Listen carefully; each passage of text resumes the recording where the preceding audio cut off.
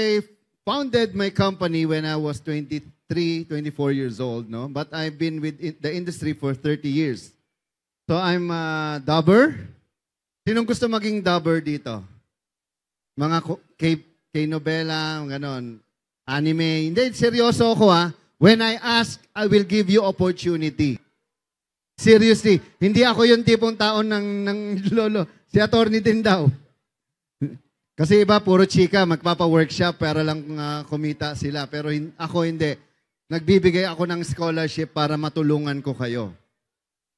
Okay? I'm also with advertising.